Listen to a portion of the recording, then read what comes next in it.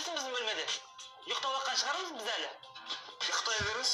Сізге біреу ұйықтама деп жатыр ма? Телефонға келдім. Зарядчик тосын басын ұқсап. Қатырдың жүді.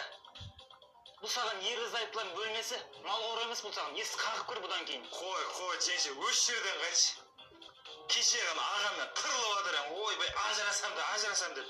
Зато түнде татуластық ағаңмен. Түнде татуласып жатқан сіздер ма? Мен көршім үй той екен деп ойлаппын. Сәл жай татулассаңыздаршы. Достарыңыз бізге естілді ғой. Енді біразға дейін ұрыспайтын сияқтысыздар ғана татуласудан кейін. Сосын сәл есік жауып ал. Ол есік жабылмайды ол. Сол есік істейтін ағаң жоқ қой үйде. Боп, қойшы жеңше, өзім ақ істеп берем. Жапқан есік өзім ашамайсыз ғой. Істесе ал, істегіш болсаң, істесе ал. Айттым саған, жаппа, ашылмайды деп. Ашып алған не? Қазір Қалдыбай келсе екеумізді жаныңыз шығарады қазір. Ашылмай тұр. Тұршы ғой.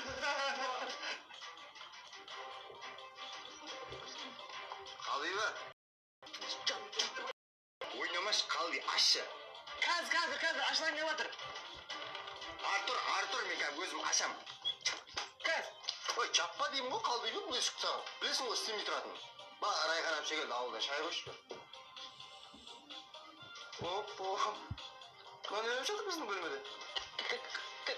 Кешір, сен дұрыс түсінбетсің. Мен бәрін түсіндім. Қалдыбай, кешір. Екеуің оңаша қалып, мені қалаға жібер. Сен жабылғандамашы. Не жүрсің ғой? Жеңшем Зәретті оға кегім. Зәретті оға?